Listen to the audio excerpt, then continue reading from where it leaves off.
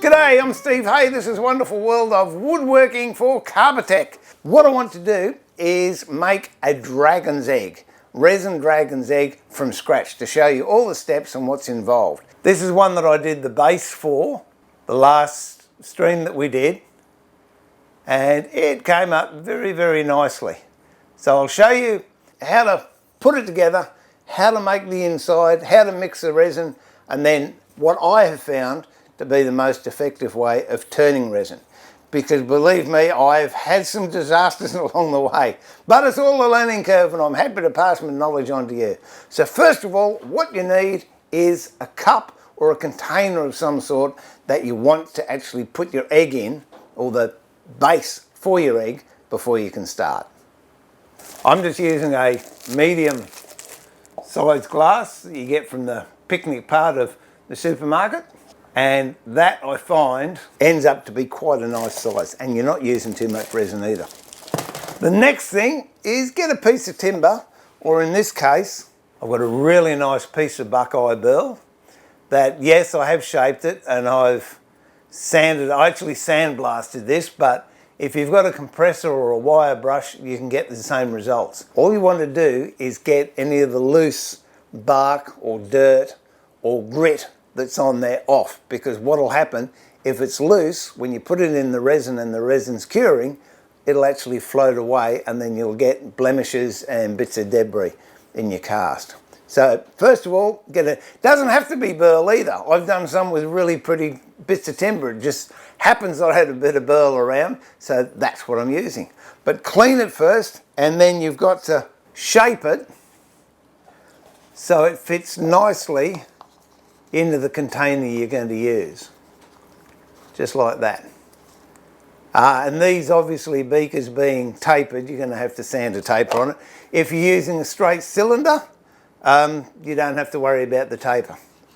And then what I do is I'll glue it on the bottom. In order to get a nice colour on your inside of your dragon's egg, it's best, I find, to paint the piece of timber with a matte black, just an ordinary acrylic. That's just one I picked up from, I think it was a big box warehouse. There we go. Now I don't paint the base, and the reason I don't do that is because I'm going to glue that to the bottom of the container that I'm using. There we go. As you can see, it's now all black except for the base. And you can leave that dry and it'll take a little while. Or you can do what I'm going to do and just put a heat gun over it. If you're using a burl or something like that, yeah, you do run the risk of splitting the timber, but quite frankly it doesn't matter. And just for those who don't know, on the tips of my fingers, yes, it's getting very warm. So that's what you've got. A burl that's all nice and black. Next off, go to your colours and see what you like. I quite like that. So those two colours are what I'm going to paint the burl with. And what you can use resin to paint this, but what I've found is if you use a UV glue, it's very, very handy. And the thing I like about it, it doesn't go off until you actually put a light onto it, a UV light. Just squirt a little bit in there. As you can see, I haven't used much. And then get your colours and just put a little bit in there and stir it up like that.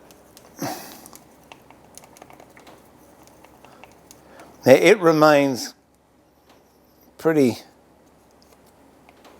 fluidy until you put a UV light on it. I've got a new paintbrush and I'm just going to paint this. What I'm going to do with this one, I'm just going to sprinkle a little bit of copper over it. I think. Okay, as you can tell, you only use the slightest amount. A word of caution, when you put your UV light on, make sure you haven't got any glue around, whether it be your brush or the glue itself, because it will send it off. Now all I'm doing here, this is setting. Okay, so that, I think, that is just about done, all right? That's now dry to touch. What I'm going to do now is just a little bit more, and I'm going to put a little bit of green on there, I think, just a little bit of that. And I'm just going to put maybe just a couple of dobs on it, nothing artistic or anything, just putting a couple of splodges to give it a little bit of break up. These are really great fun. Once you start, you sort of get addicted to doing them. They're just so much fun.